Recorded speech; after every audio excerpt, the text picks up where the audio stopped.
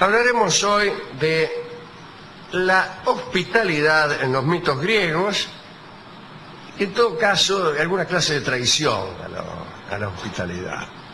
Cuenta Burckhardt, aquel que escribió los libros sobre los griegos, que en la Grecia clásica la hospitalidad, el hecho de recibir a alguien en la casa propia, era un gesto que implicaba la creación de lealtades muy intensas.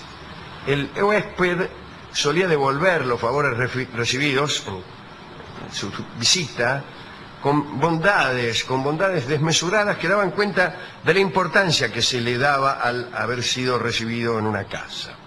Huésped y anfitrión pasaban a sostener lazos de inquebrantable respeto, que aunque surgiera una posterior enemistad, debían obligatoriamente preservarse.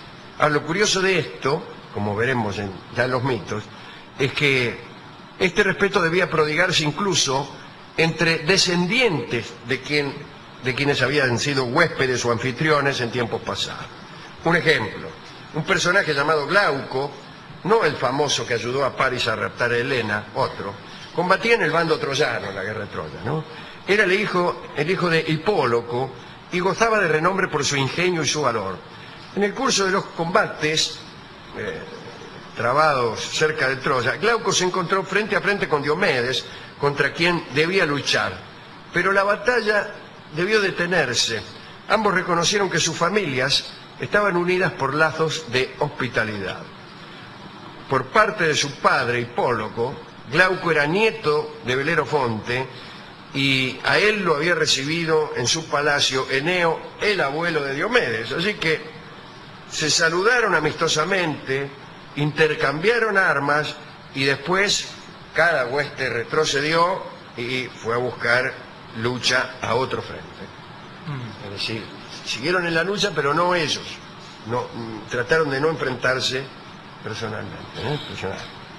Los deberes de hospitalidad eran tan importantes que hasta los dioses se encargaban de actualizarlos y de castigar a quienes no cumplían con ellos.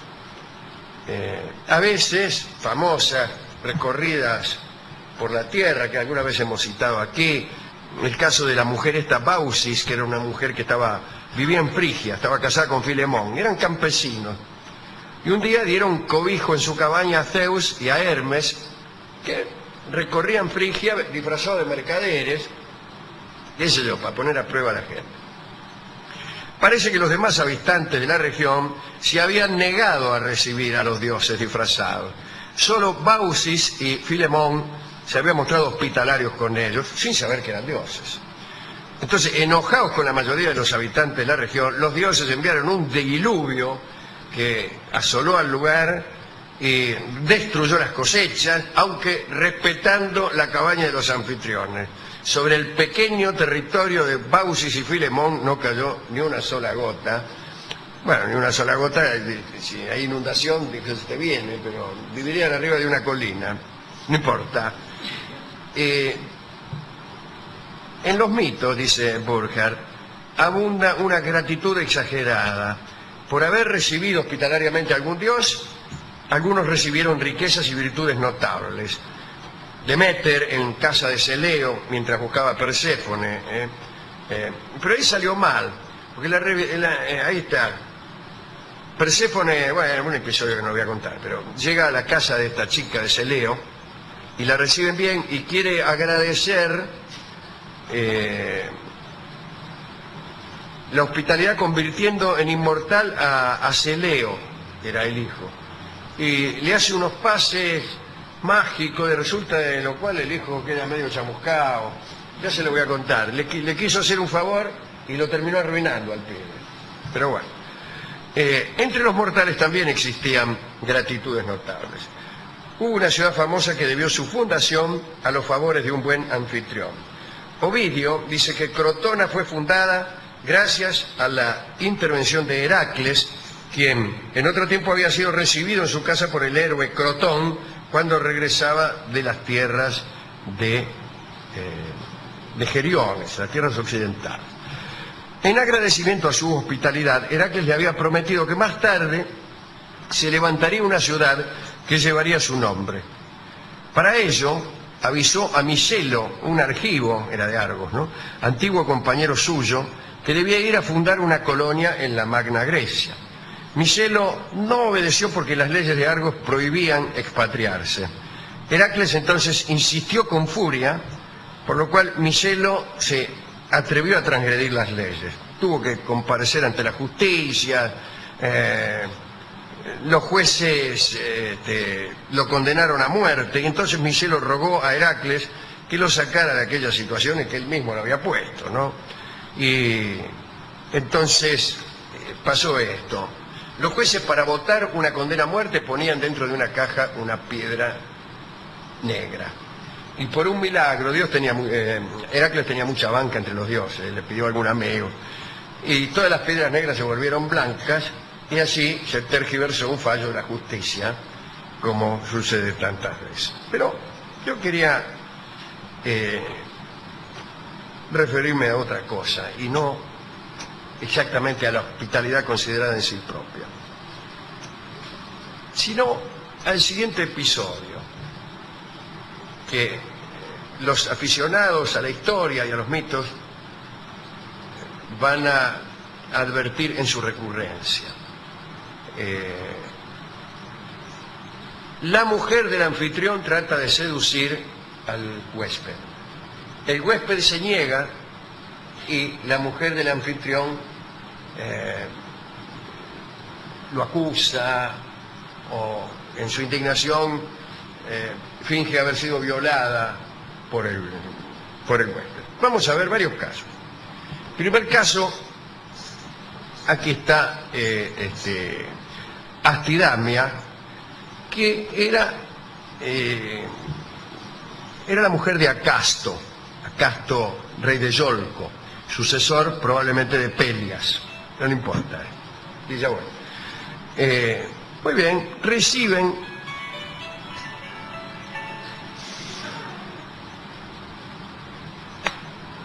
gracias, sí. Era Acasto, el rey de Yolco. Bueno, muy bien. Acasto, rey de Yolco, vivía con su mujer, Astidamia, o Astidamia, como quiera usted, y reciben a Peleo, famosamente el papá de Aquiles.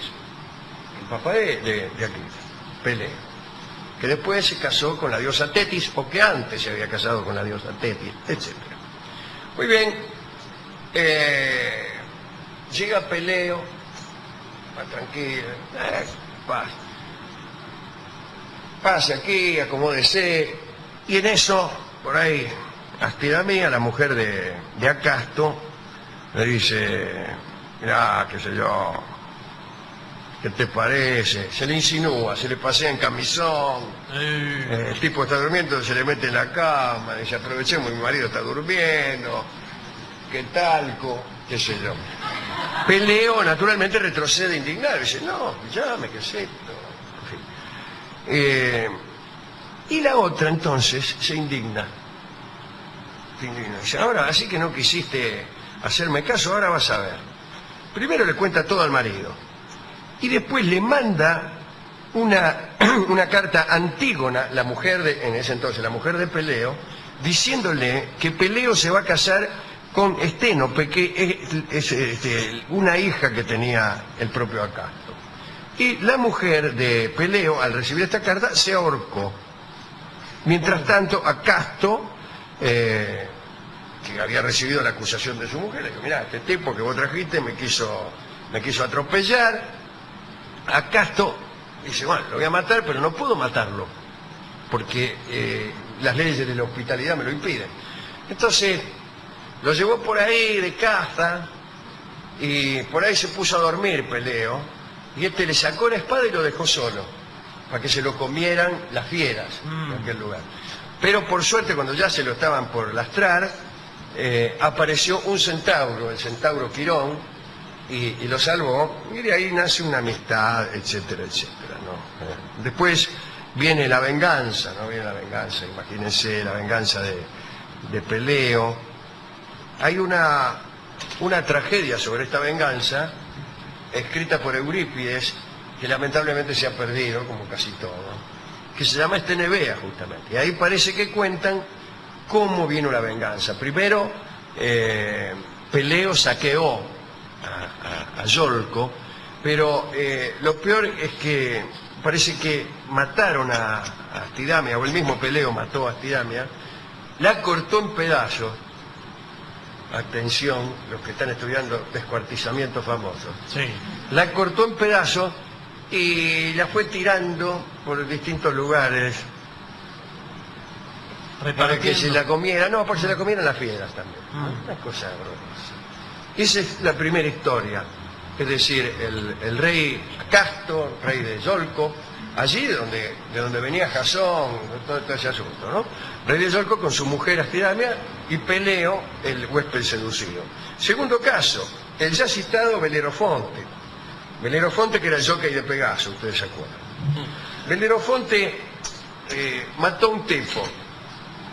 Ustedes saben que en Grecia, cuando vos matás a un tipo, tenías que ir a purificarte al extranjero. El extranjero, ellos le llamaban a otra ciudad que era también otra administración, ciudad-estado, ¿no? Entonces, para purificarte tenías que emigrar, desterrarte por un rato. Belerofonte hizo sonar a un tipo que se llamaba Belero. Es probable que el nombre Belerofonte venga de allí, que quiere decir algo así como el matador de Belero. Se va a purificar a la corte del rey Preto. Dice, ¿qué hace Preto? Me vengo en Tirinto, justamente donde nació Heracles.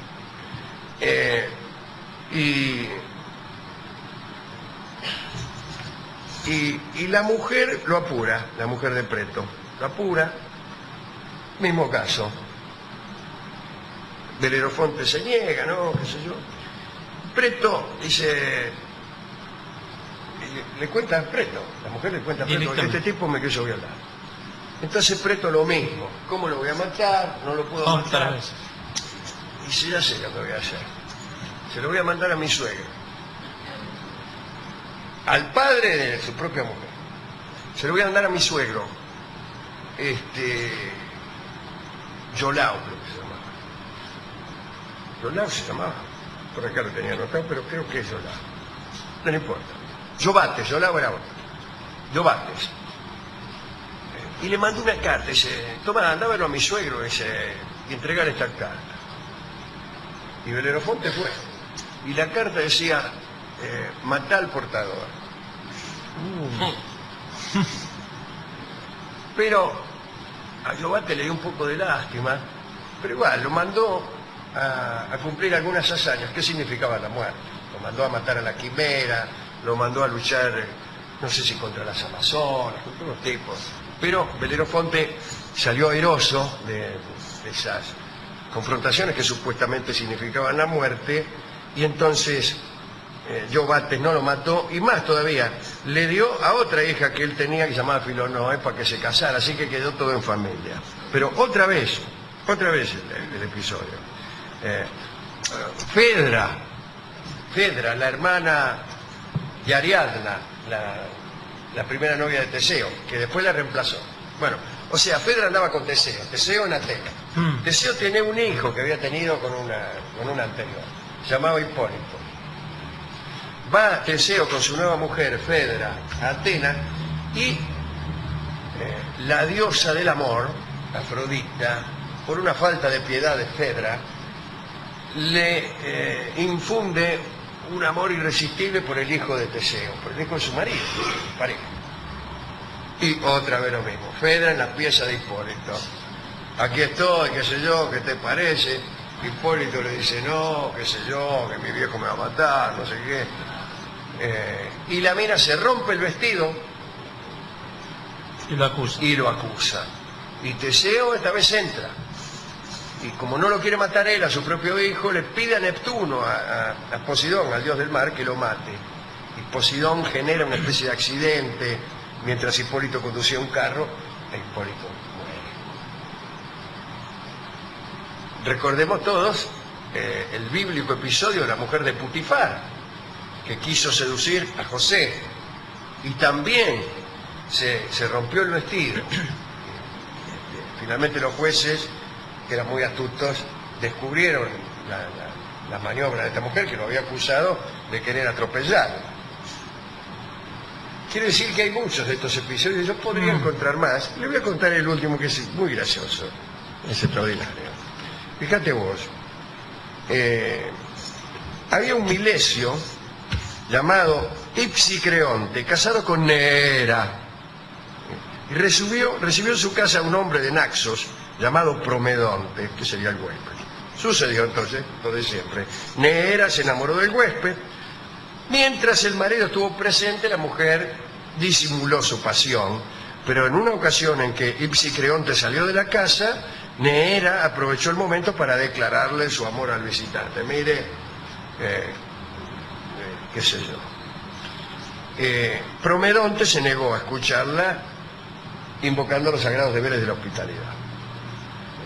Jamás un huésped debía insinuar cualquier acción que viniera a perjudicar a su anfitrión. Pero rechazada Neera ordenó a sus criados que la encerraran en la habitación del huésped y se las arregló de manera que Promedonte consintió en cuanto ella quiso. O sea que por fin uno que hizo lo que había que hacer. Ya que te van a acusar, dale. Hasta ahora ninguno agarraba viaje, me sorprendía. Claro. Después de tantos ejemplos, bueno. Al día siguiente Promedonte, horrorizado por lo ocurrido, o sea, el mismo huésped se horrorizó de sí mismo, como hace uno después que lo hizo, ¿no? Yo siempre me horrorizo después, nunca. Huyó a Naxos. Y Neera, la mina, lo siguió, se fue con el tipo. Ipsicreonte, al conocer la aventura, reclamó a su mujer. Pero ella, ahora huésped en Naxos, se negó a volver a su marido. Entonces el marido, Ipsicreonte, ultrajado, pidió al consejo Milesio que lo ayudara a recuperar a su esposa, y aquel consejo dictaminó que debía declararse una guerra, no por infidelidad, sino por haberse violado aquella institución que era la hospitalidad. Y hubo guerra, no sabemos quién ganó. El mito queda trunco al inicio del conflicto, pero hubo guerra y murieron muchísimas personas por culpa de esta mina que viene a enamorarse del huésped. Lindas historias, Sí, ¿no? tremendo. Lindas historias. Y sigue abierta la posibilidad de crear muchas veces esta historia. De crearla, seguir creándola. De seguir creando. Viene un tipo a verte a tu casa y tu mujer se enamora de él, la mina se le insinúa, tu amigo la rechaza y tu mujer viene y te cuenta a vos que tu amigo la atropelló. ¡Pum! No, extraordinario, es una gran historia. Que nos deja una enseñanza evidente, además, ¿no? De no negarse, digamos. No hay que negarse nunca porque es peor. O no hay que ir de huésped a ningún lado. O le dice a la mina, directamente. escúcheme, ahora no, pero cuantito que yo me vaya, Claro. nos encontramos acá a la vuelta y seamos felices los tres. Claro, que también sería respetar la hospitalidad. Claro, yo la hospitalidad te la respeté. le dice al tipo. No, va a atajarse, apenas entra, la mira a la mina y le dice, ni se te ocurra. Sí, sí. Yo cada vez que voy a la casa de algún amigo, Sí. la mujer me saluda, le digo a mi amigo, discúlpame, le voy a decir una cosa a tu señora. Sí. Discúlpeme, señora, yo recién la conozco, ni se le ocurra venir a manosearme porque no. Adelante, Nada más, adelante el digo. amigo, claro. Adelante el amigo. Digo porque yo he leído mucho, digo, ya No, señor. me curé de espanto con estas cosas. Fuimos a la discoteca. ¿Y qué pasó en El el discotecario me dijo que a él, la mujer de él, no se la tocaba a nadie porque lo mataba No. al tipo, y que la hermana de él era sagrada. Pero si la hermana nadie le decodició a la No hermana. importa, que nada. todas las mujeres eran locas menos la madre de él, la hermana de él y la mujer de él. Sí, Todas las demás eran verdaderamente ligeras de cascos. Entonces, ¿Pero le dio algún disco? me dio un disco que tiene que ver con la hospitalidad, porque Está muy se bien. llama Amablemente. Claro que sí. Así que escucharemos esta brevísima milonga, que se llama Amablemente, en la voz de Edmundo Rivero.